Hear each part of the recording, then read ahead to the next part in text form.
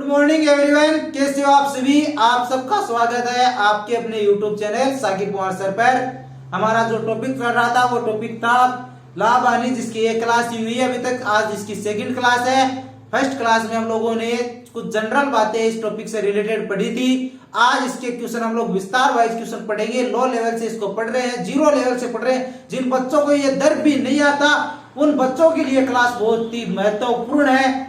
तो आप लोगों को करना क्या, लास्ट तक रुके रहना है और लास्ट तक आपको पढ़ना है। और जो पढ़ाया जाए उसे ईमानदारी से पढ़ो और फिर लास्ट में जो क्वेश्चन आपसे पूछा जाता है उस क्वेश्चन का सही आंसर दो। उस क्वेश्चन का सही आंसर वही बच्चा देगा जो इसको ईमानदारी से पढ़ेगा। मंजिल यूं ही नहीं मिलती, राही को जुनून सा दिल में जगाना पड़ता है। पूछा चिड़िया से कि घोंसला कैसे बनाया, वो बोली तिनका तिनका उठाना पड़ता है।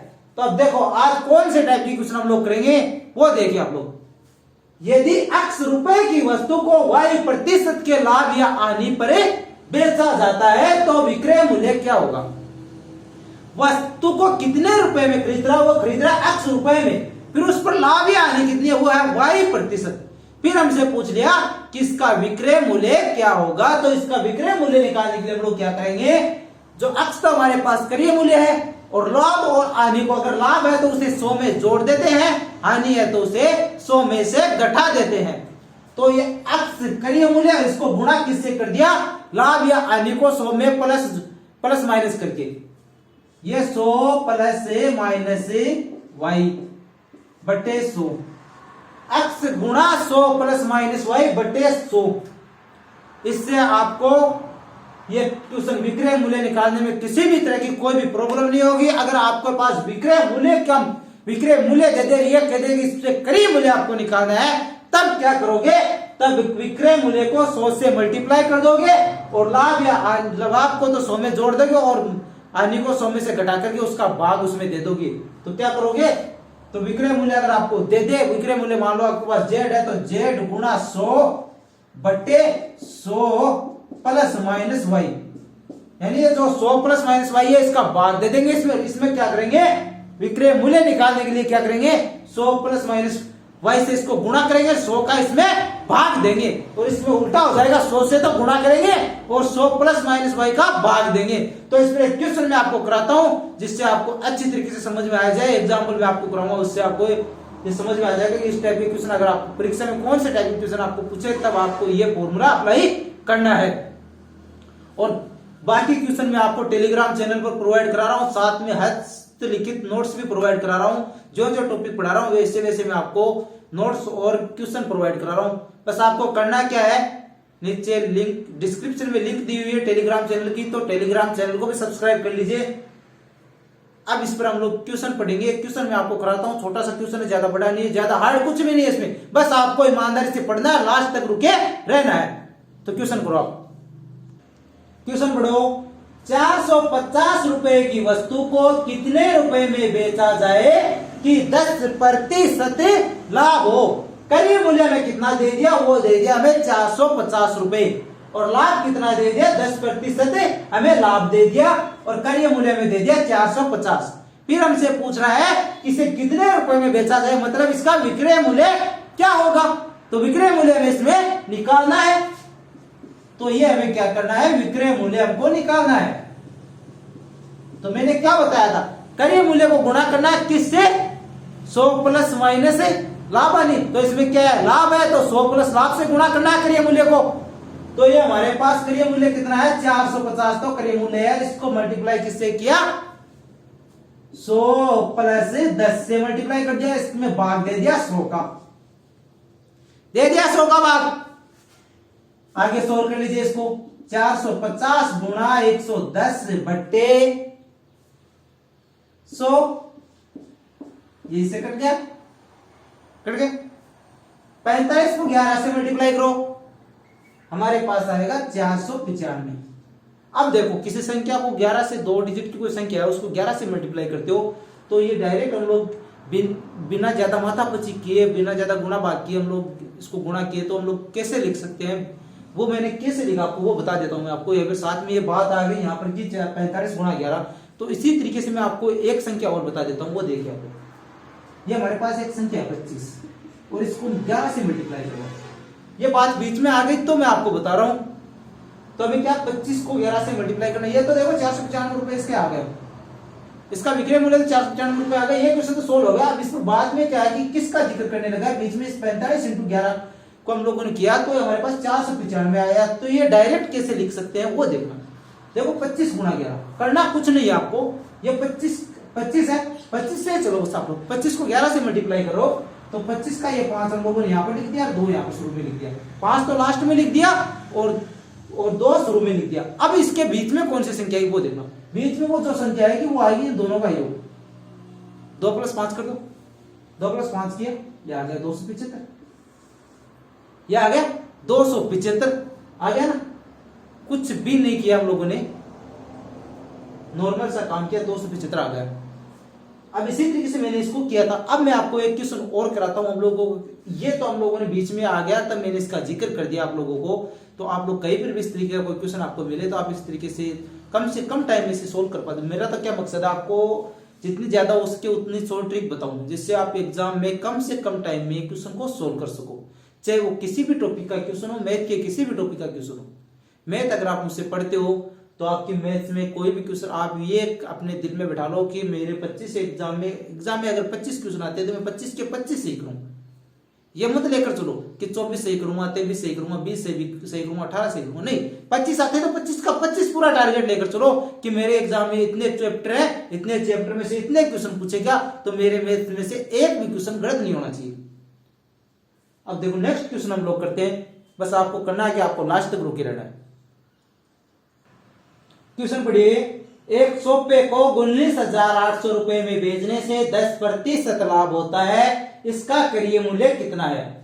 क्या कह रहा है कि एक सोफा है उसे 19,800 रुपए में बेचने पर 10% लाभ होता है, तो इसका क्रय मूल्य में निकालना है। मैंने क्या बताया था कि क्रय मूल्य देकर के विक्रय मूल्य नहीं पूछेगा, बल्कि विक्रय मूल्य देकर के क्रय मूल्य भी आपसे पूछ सकता है। बस आपको तरीका पता होना चाहिए कि कौन से में क्या करते हैं, कौन सी कंडीशन में क्या करते हैं, वो मैंने आपको पहले जिक्र कर दिया था यहाँ पर। तो अब क्या कह रहा है कि इसका विक्रय मूल्य तो 19,800 रुपए है और लाभ कितना हो रहा है, 10% हो रहा है। तो हमें क्या करना है, क्रय मूल्य इसका निकालना है। तो निकाल दीजिए, देर किस बात की, क्रय मूल्य निकाल दीजिए आप लोग, क्रय मूल्य निकाल दीजिए। तो विक्रय मूल्य कितना दिया हमें, दे रखा है 19,800 रुपए। फिर मैंने क्या बताया था, अगर विक्रय मूल्य दिया हो और क्रय मूल्य में निकालना हो तो विक्रय मूल्य को किससे मल्टीप्लाई करेंगे, उससे मल्टीप्लाई करेंगे हम लोग 100 से। ये 100 से मल्टीप्लाई कर दिया।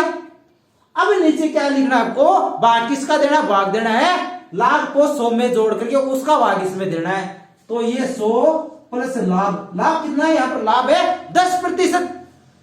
तो सोल्व कर लीजिए इसे, 19,800 गुणा 100/110, 1 0 से 1 0 ये कट गया, इसमें भाग दो 11 का, भाग दोगे आप लोगे तो आपके पास आएगा 18। 19 में भाग दिया 11 का, कितनी बार गया, एक बार गया ना, फिर 8 बच गया, 88 हो गया तो 8 बार चला गया, और फिर ये 2 0 ऐसे कैसे उतार दो। फिर हमारे पास क्या हो गया, हमारे पास आ गया आंसर 18,000 रुपए। तो इसका क्रय मूल्य कितना है, इसका क्रय मूल्य है 18,000 रुपए। इस वस्तु का क्रय मूल्य कितना हुआ, 19,800 रुपए में बेचने पर अगर 10% लाभ हो रहा है तो वस्तु का क्रय मूल्य कितना है, 19,800 रुपए में किसी वस्तु को बेचने पर 10% अगर लाभ हो रहा है तो उसका क्रय मूल्य होगा 18,000 रुपए। ठीक है, अब इस पर हम लोग आगे भी और भी क्वेश्चन करते हैं। मैंने क्या बताया था, क्वेश्चन का यही परिणाम नहीं होगा, क्वेश्चन एक ही तरीके के नहीं कराऊंगा, आपको अलग अलग टाइप के क्वेश्चन कराऊंगा। बस आपको तो रुके रहना है लास्ट तक, लास्ट को क्लास को लेना है लास्ट तक, और जो लास्ट में जो क्वेश्चन पूछूं उसका आपको ईमानदारी से जवाब देना है कि सर इसका आंसर ये हो रहा है। अगर आपका सही आंसर होगा तो मैं आपको बता दूंगा कि आपका सही आंसर है, अगर आपका गलत आंसर होगा तो मैं आपको ये बता दूंगा कि इसका गलत आंसर है। ठीक है, अब नेक्स्ट क्वेश्चन करते हैं। नेक्स्ट क्वेश्चन कीजिए आप लोग। नेक्स्ट तरीका देखिए आप लोग, नेक्स्ट आपसे क्वेश्चन किस तरीके का पूछ सकता है, वो पूछ सकता है यदि किसी वस्तु को X रुपए में बेचने पर Y% लाभ हो तो Z% लाभ के लिए वस्तु का विक्रय मूल्य। क्या कह रहा है कि कोई वस्तु उसे वो X रुपए में बेच रहा है, उसे Y% लाभ हो रहा है, पर वो उस लाभ से खुश नहीं है, वो क्या कहता है Z% लाभ कमाना चाहता है। तो जेड प्रतिशत लाभ कमाने के लिए वो वस्तु को कितने रुपए में बेचेगी। सही ना, क्वेश्चन बहुत ही काम का है। आप लोग इस क्वेश्चन को करोगे तो मैं आपको बता दूं, आप लोग अगर इस क्वेश्चन को अपने तरीके से करोगे तो क्या करोगे, पहले तो x रुपए में विक्रय मूल्य दे दिया, y प्रतिशत लाभ दे दिया, इससे आप क्या करोगे, पहले तो क्रय मूल्य निकालोगे और फिर उससे ये z प्रतिशत लाभ पर इसका विक्रय मूल्य निकालोगे। दो काम हो गया ना, हमें दो काम नहीं करना है, एक ही काम करना है। तो हमें z प्रतिशत लाभ पर इसे बेचना है, पहले तो y प्रतिशत लाभ तो इसे बेच रहा है, अब हमें क्या करना है, z प्रतिशत लाभ पर इसे बेचना। नया लाभ कितना है, z प्रतिशत, तो ये कर दीजिए भाई साहब, j 100 प्लस z। पुराना लाभ कितना है, पहले कितने लाभ में बेच रहा था, x रुपए में बेच रहा था, तब कितना लाभ हो रहा था, y हो रहा था ना, तो ये हो गया 100 प्लस y और गुणा कर दो इसको x से, जितने रुपए में इसे बेच रहा था। बस करना कुछ नहीं है आपको, जितना लाभ हमें कमाना है, बाद में हमें जितना लाभ कमाना है, जितनी ज्यादा जितना लाभ हमें कमाना है उससे तो 100 प्लस z करिए, 100 प्लस z करके ऊपर लिख दिया, फिर उसमें भाग दे दिया, पुराने वाले लाभ को 100 में जोड़ करिए और फिर उस पूरे को गुणा कर दिया किससे, जितने रुपए में वस्तु को पहले बेच रहा था।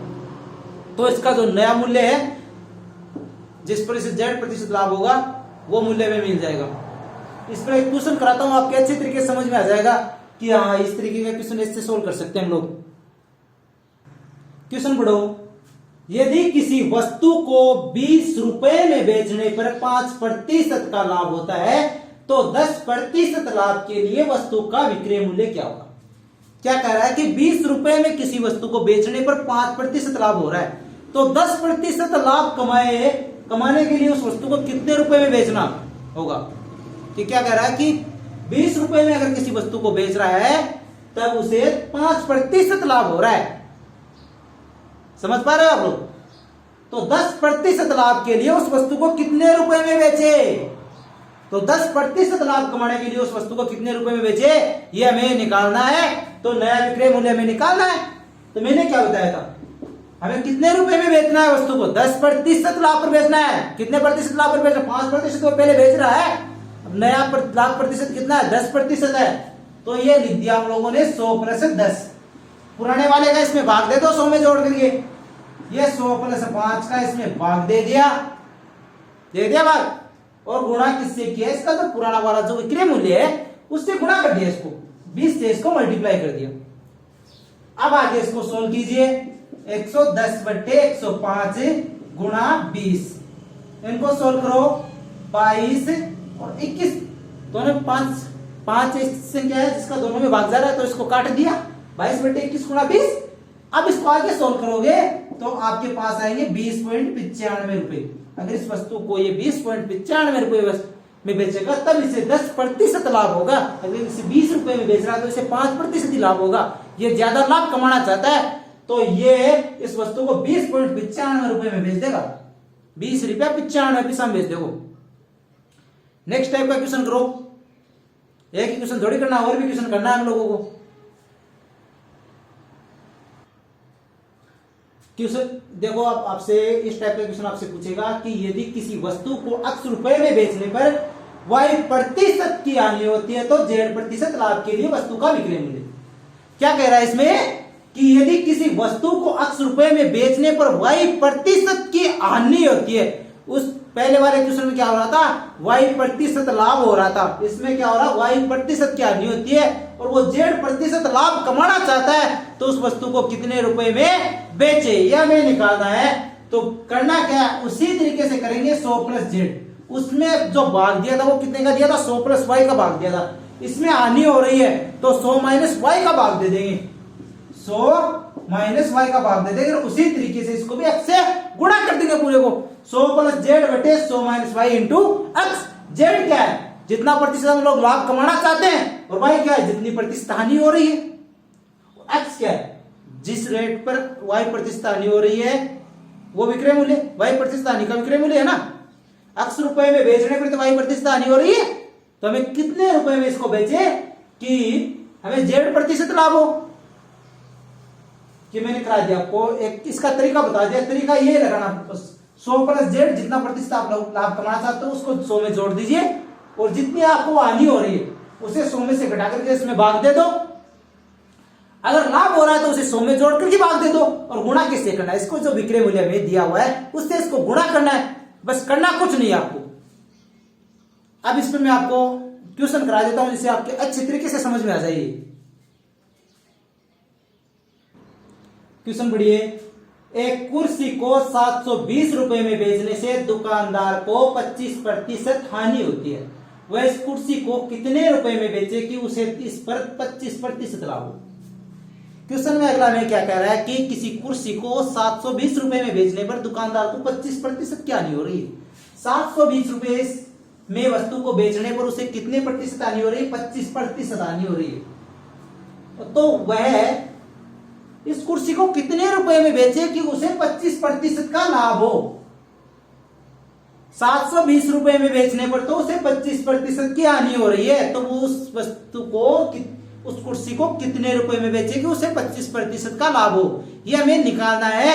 तो 25% हमें लाभ कमाना है, तो 100 + 25 बटे 100 - 25 गुणा कितने रुपए में वस्तु को बेच रहा है, जिस पर उसको हानि हो रही।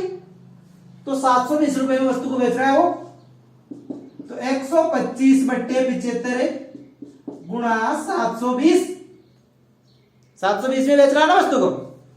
तो इसको सोल्व किया, 5/3, 25 का भाग जा रहा है दोनों में, 3 का भाग दो 720 में, 100 एकम 24 की बेहतर, तो ये 240 आ गया।